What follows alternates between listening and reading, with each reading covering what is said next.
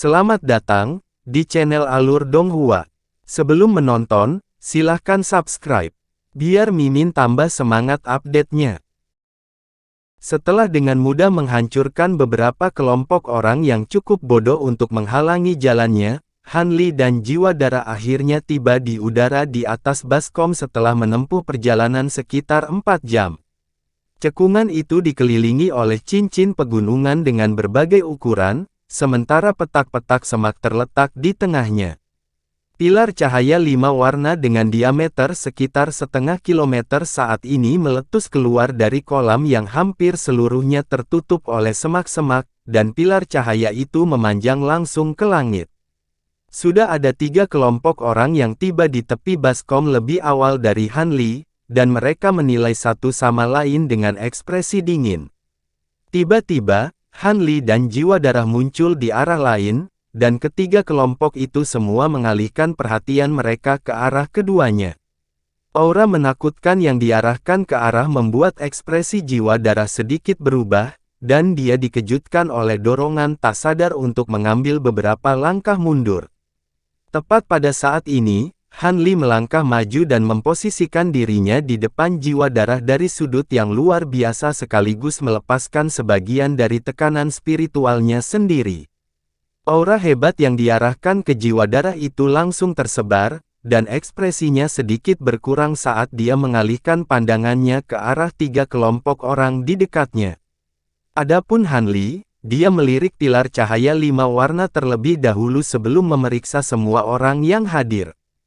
Kelompok dengan orang paling sedikit terdiri dari pria dan wanita parubaya, yang tampaknya adalah pasangan.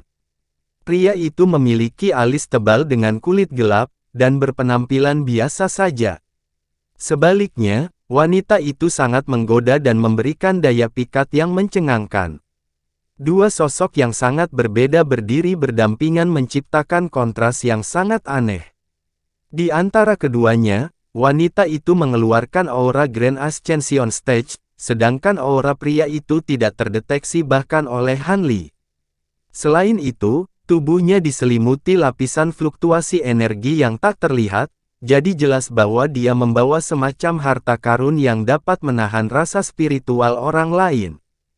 Han Li agak terkejut dengan ini, tetapi dia kemudian mengarahkan pandangannya ke kelompok lain, yang terdiri dari 5 pemuda yang identik baik dalam penampilan maupun pakaian.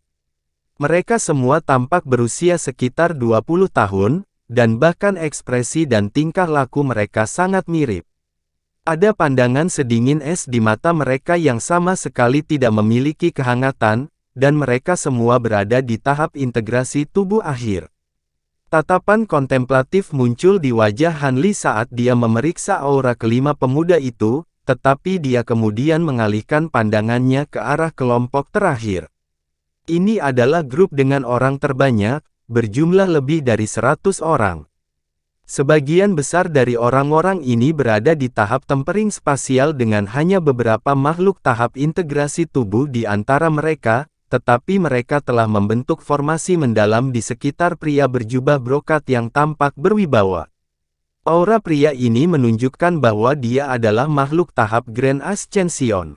Han Li hanya melirik pria berjubah brokat itu sebelum mengarahkan perhatiannya ke orang-orang di samping pria itu, yang tampaknya agak tertarik dengan formasi yang telah mereka buat. 3 kelompok lainnya secara alami juga telah mengidentifikasi Han Li sebagai makhluk tahap kenaikan besar, dan mereka semua menilai dia dengan ekspresi yang berbeda, tetapi tidak ada yang memperhatikan Jiwadara. Jelas bahwa tahap tempering spasial seperti dia tidak layak diperhatikan di mata mereka. Sebaliknya, Han Li benar-benar asing bagi mereka semua, dan auranya sangat tak terduga, membangkitkan rasa waspada di hati mereka.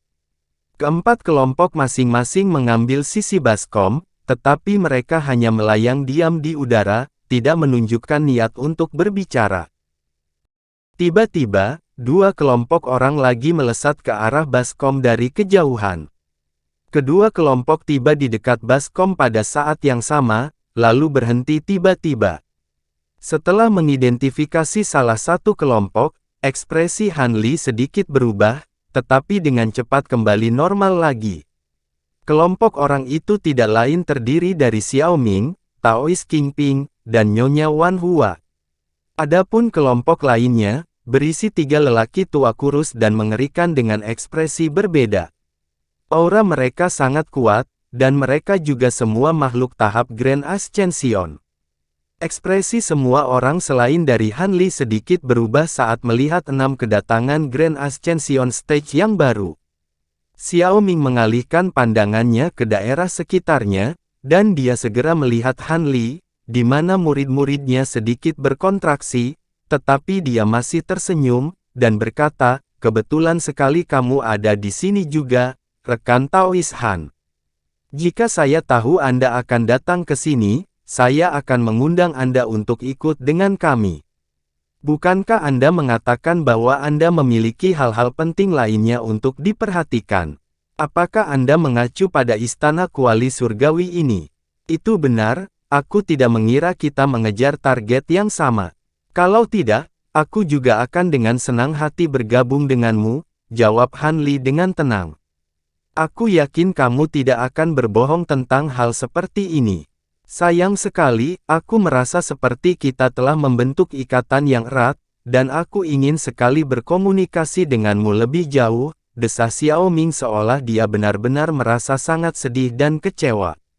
Wanita parubaya panggung Grand Ascension tiba-tiba terkekeh, "Hehe, sejak kapan iblis gila yang sangat terkenal dari sekte tulang darah menjadi begitu lembut? Apakah Anda mengalami perubahan kepribadian yang drastis saat Anda berada di pengasingan terlalu lama? Senang bertemu denganmu di sini, Patriark Wu Gou dan Pri Huasi. Kudengar saudara Wu Gou menderita beberapa luka dalam pertempuran melawan naga dosa beberapa tahun yang lalu, apakah kamu sudah pulih?" Pertanyaan Xiao Ming ditujukan kepada pria yang menemani wanita penggoda itu. "Terima kasih atas perhatian Anda, rekan Taoist Xiao. Tidak hanya teman Dao saya yang telah pulih, dia menemukan beberapa peluang baru-baru ini, dan kekuatannya telah ditingkatkan lebih jauh dibandingkan sebelumnya," jawab Pri Huasi sebelum pria itu dapat mengatakan apapun. Patriark Wu Gou hanya tersenyum tipis, tidak menunjukkan niat untuk mengatakan apapun. Alis Xiao Ming berkerut sedikit saat dia menilai pasangan Grand Ascension Stage yang terkenal ini dengan tatapan yang sedikit aneh, tetapi kemudian mengarahkan perhatiannya ke arah pria berjubah brokat itu. "Saudara Feng, saya tidak berpikir bahwa ketua sekte seperti Anda akan menjelajah ke tempat yang berbahaya dengan begitu banyak murid sekte Anda. Apakah Anda tidak takut bahwa semua anggota elit sekte Anda akan binasa di sini, meninggalkan Anda? Sekte untuk jatuh ke dalam penurunan total." Sedikit permusuhan merayap ke dalam suara Xiao Ming saat dia berbicara, dan jelas bahwa mereka tidak berhubungan baik. Anda datang ke sini, jadi mengapa saya tidak bisa datang? Apakah Taoist Tianding berasal dari sekte tulang darah Anda? Selain itu, sekte kami didirikan atas dasar seni formasi. Jika saya ingin mengamankan harta di istana kuali surgawi, saya tentu saja harus membawa cukup banyak bawahan untuk mengatur formasi saya. Adapun kondisi sekte kami, itu bukan sesuatu yang perlu Anda khawatirkan, saudara Xiao," pria berjubah brokat itu mendengus menanggapi dengan dingin. Pandangan dingin melintas di mata Xiao Ming saat melihat ini, dan dia tidak mengatakan apa-apa lagi saat dia berbalik ke arah 5 pemuda yang identik. 5 klon Suehe memberi hormat kepada rekan Daoist Xiao. Kelima pemuda itu menyapa Xiao Ming saat mereka masing-masing menangkupkan tinju untuk memberi hormat, dan tindakan mereka benar-benar sinkron. Meskipun kelima pemuda itu hanya berada di tahap integrasi tubuh akhir, pandangan waspada melintas di mata Xiao Ming saat dia membalas hormat dengan sopan. "Saya telah mendengar banyak tentang Anda, rekan Taoist Suehe. Sungguh luar biasa bahwa Anda bersedia mengorbankan basis kultivasi tahap Grand Ascension Anda untuk membagi jiwa baru lahir Anda menjadi 5 klon untuk mengolah semuanya ke tahap Grand Ascension. Saya harus mengakui bahwa kemauan saya lebih rendah dari Anda. Kamu terlalu baik, Rekan Taois Xiao, kami tidak punya pilihan selain melakukan ini dalam upaya untuk bertahan hidup. Kelima pemuda itu menjawab dengan sikap dingin dan kayu, seolah-olah mereka benar-benar telah kehilangan semua emosi.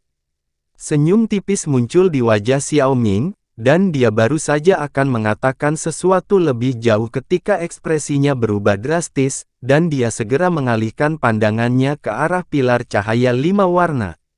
Detik berikutnya, pilar cahaya besar mulai mengeluarkan suara mendengung yang keras sambil melebar keluar dengan kecepatan yang dapat dilihat dengan mata telanjang. Dalam sekejap mata, pilar cahaya telah membentuk penghalang cahaya 5 warna terang yang menyelimuti seluruh baskom. Han Li dan yang lainnya tidak memerlukan instruksi apapun saat mereka melompat mundur untuk keluar dari baskom saat mereka melihat dengan ekspresi serius. Semburan gemuruh yang keras terdengar di dalam penghalang cahaya 5 warna, diikuti oleh fluktuasi spasial yang hebat yang melonjak ke seluruh area dalam radius ratusan kilometer. Keretakan spasial putih muncul di atas, dan dengan cepat robek semakin jauh, mengungkapkan serangkaian proyeksi megah yang rumit. Gemuruh tiba-tiba berhenti, dan penghalang cahaya 5 warna mulai melonjak ke arah celah sebagai sinar cahaya yang tak terhitung jumlahnya, langsung menyegel seluruh celah. Segera setelah itu, udara di atas baskom mulai bergetar hebat, dan sebuah gerbang besar berwarna 5 yang tingginya lebih dari 100.000 kaki tiba-tiba muncul. Permukaannya penuh dengan rune emas dan perak yang tak terhitung jumlahnya, membuatnya tampak seperti dunia lain. Murid Han Li segera berkontraksi sedikit saat melihat rune ini. Ini tidak lain adalah teks perak miring dan teks tersegel emas dari alam abadi sejati.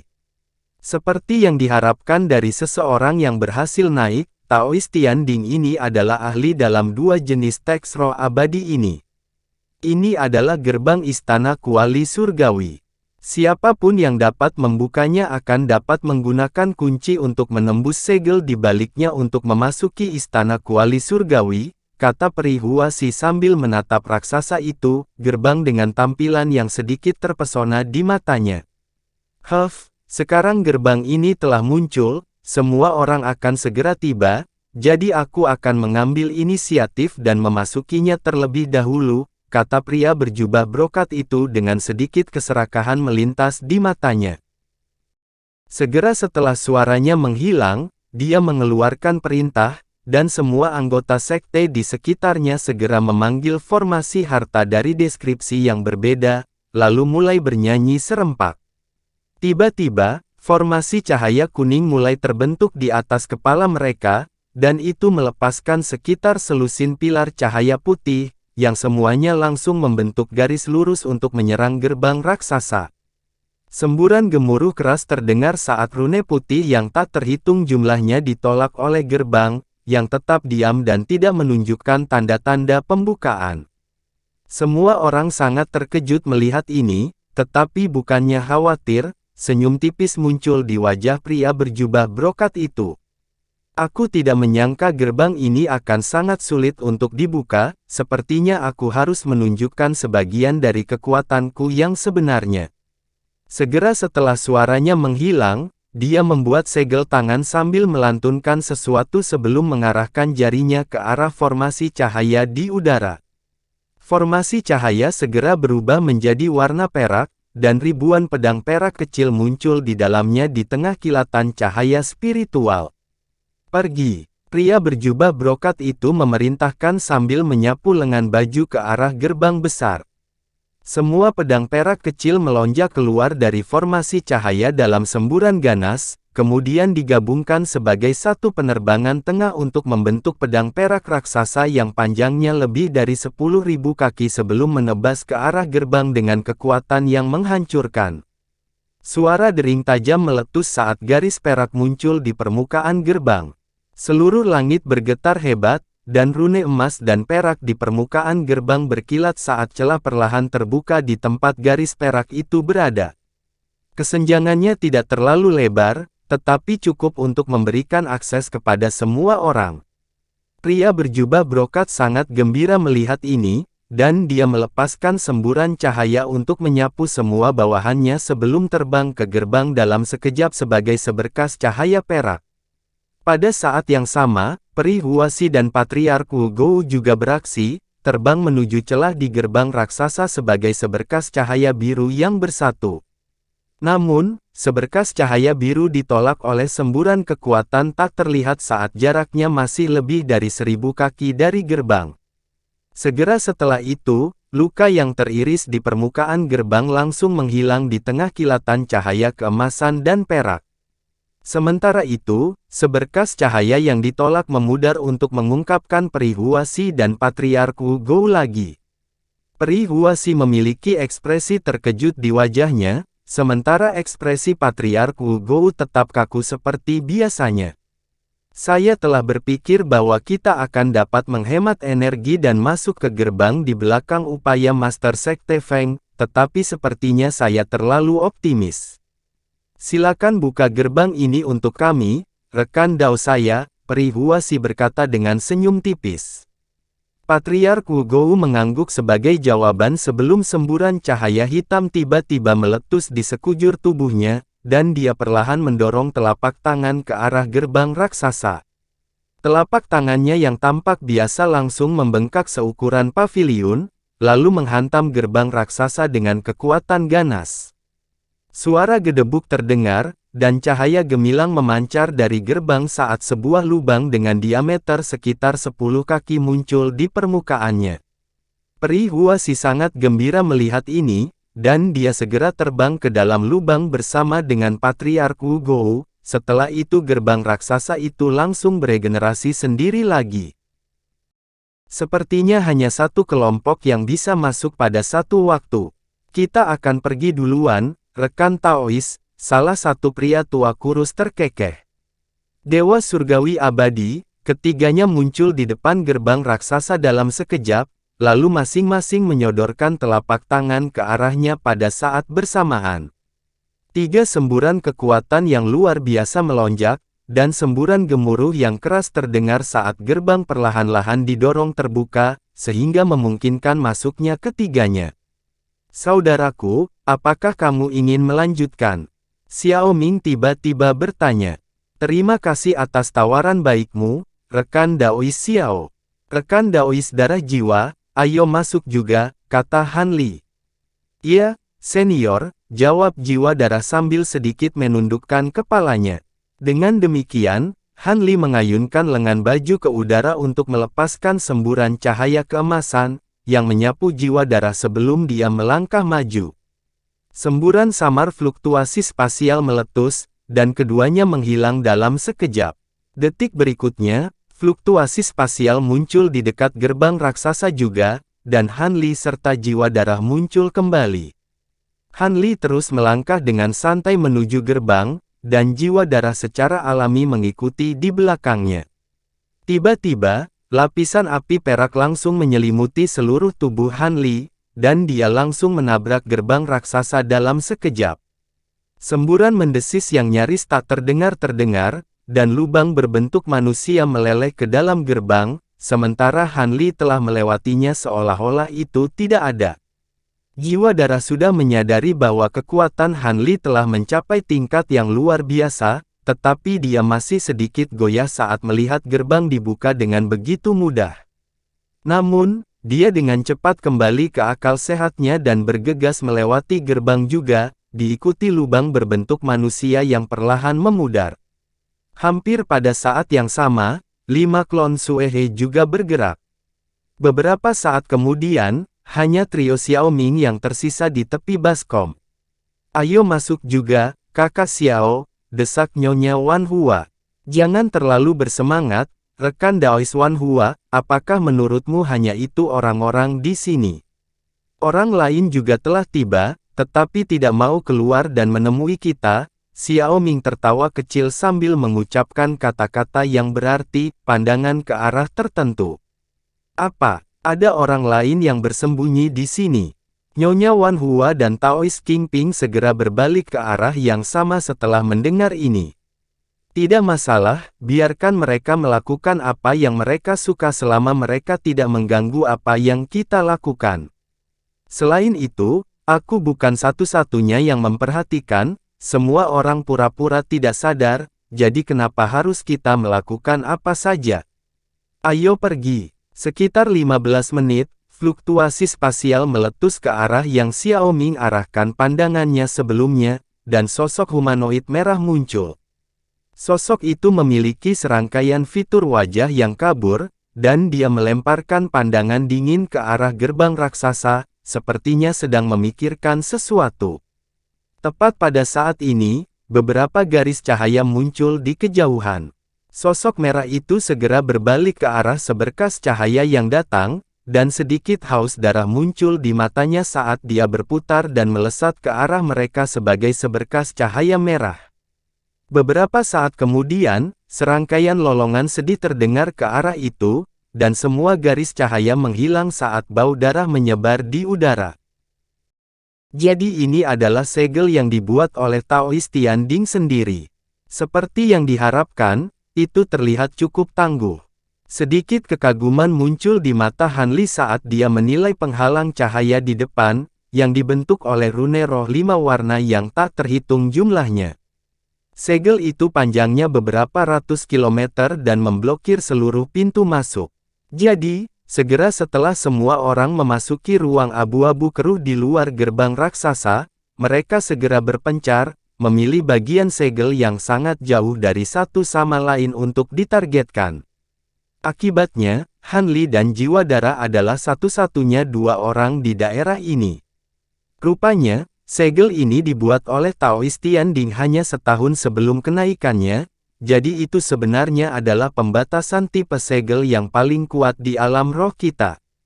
Bahkan jika tahap kenaikan agung mencoba dan menerobosnya dengan paksa, mereka harus menghabiskan beberapa abad untuk perlahan menyempurnakan segel dengan api Nas Chen Soul mereka. Jika tidak, akses di luar segel tidak mungkin dilakukan. Namun, istana hanya muncul sekitar sebulan sebelum menghilang lagi, dan kunci dari istana baru muncul dalam beberapa tahun terakhir. Sebelum munculnya kunci itu, bahkan jika seseorang memaksa masuk melalui gerbang raksasa ini, mereka tidak akan bisa melewati segel ini dan mengamankan harta apapun. Setelah itu, orang mulai membuat replika kunci, dan baru pada saat itulah jumlah orang yang dapat menjelajah ke istana sedikit meningkat, Jiwa Darah itu menjelaskan. Apakah segel ini benar-benar kuat? Aku sangat tertarik sekarang, kata Han Li saat sedikit ketertarikan muncul di matanya.